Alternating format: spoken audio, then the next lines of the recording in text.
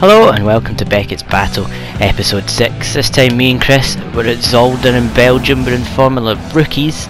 It's raining and it's lights out and away we go. I'm in pole, Chris is behind me, and there was a couple of randomers in the lobby but they don't feature in the race because they dropped out, rage quit with all the spinning and crashing they did. Heading into turn 1, I lead, but oh, Chris had taken an evil Knievel line through turn 1, through to turn 2, he's gone up my inside.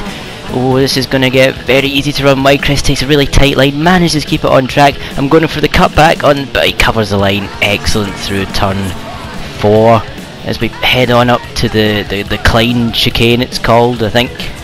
The track, the corner names here are bloody awful to pronounce.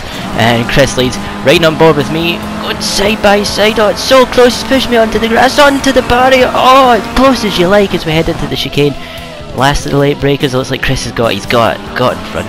Great piece of driving from the Londoners. We head side by side once again up the crest of the hill. We're still side by side. We haven't separated at all this first lap, but I've got the inside line coming into this second chicane. Last of the late breakers, we're on the brakes at the same time. I cut the corner slightly, but he cuts the second part. I'm on the grass. I've rejoined and oh, I've nearly wiped him out. I'm nearly in the barrier and it's as close as you like. Chris holds on to the lead and he's built up a bit of a gap because of that mistake. The randomer and all that chaos ensuing in front of him has managed to catch on to us a little bit. We head through here. This is the Yock and Rint corner, I believe, and I've run it a bit wide. Chris has also made a tiny mistake coming through that corner, but not as much as me, and that randomer's not that far behind. I need to watch in my mirrors to make sure he doesn't get by while me and Chris are dicing for the lead into this final chicane. As we head on to start lap 2, and it's pretty much equidistant. I've gained a little bit in the slipstream, but not much as we head into turn 1.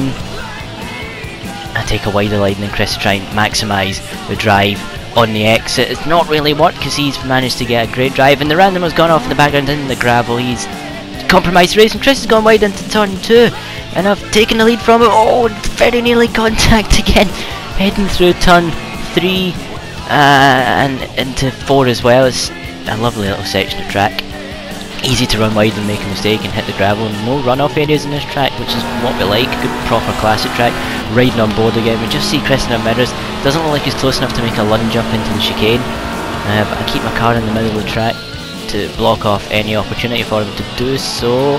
Through the chicane, nice and tidy for the two of us. Not side by side this time, but he's not letting me get away. I go for an inside line. Don't quite know why I'm doing that, but it seems to work.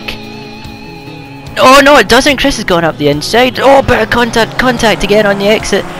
Chris is taking lead, but argy-bargy, but it's kind of expect that in the wet.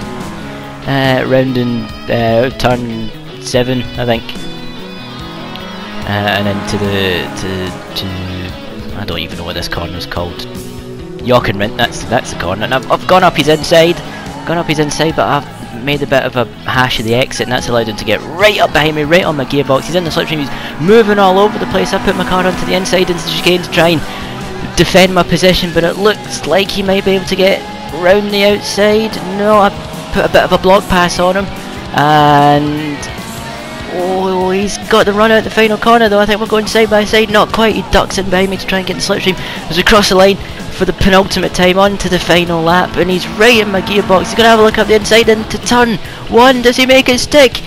Tiny, the minutest bits of contact, but we get away with it. He just holds on to the lead. Beautiful piece of driving there from Chris. Through turn 2 and 3, very easy to get it wrong here, a tricky part of track. Going up his inside, so into turn 3, side by side into turn 4, this could all end pear-shaped. There's a randomer stopped in the middle of the track. He's obviously a ghost car, and I've taken the lead from Chris through turn 4. Now, again, we can see him in his mirrors, and he looks like he's got a pretty good run out that corner into the chicane. He's been strong through here the whole race. Can he get a run on me here? He's trying to outbrake me, not quite, but he's closed up quite a lot as we head over the crest of the hill. These wet conditions, mighty tricky. Visibility pretty poor as we head into the chicane. Chris, is he close enough to have a look? Not quite. He goes up the inside of the chicane. We touch. He's He's slowed, he's made a big error through the chicane, and surely, barring any last lap disasters, surely the win's mine. I don't see any way for Chris to recover from this. Into turn 8, the Yock and Rint corner, and oh no, I've locked up, I've gone wide. Oh no, disaster, and Chris has been able to close in, but he's not been able to get by, luckily. Oh, all drama kicking off on this. Short race, into the chicane for the final time. Barring any calamities, I should make it through okay. And I've run on into the gravel, I've come to a stop. Chris has got into the lead, and Chris takes the lead, he takes the victory. He wins at Zolder after a fantastic scrap. That was enjoyable. Thank you ever so much for watching. Please follow our pages on Twitter, and we'll see you again next time.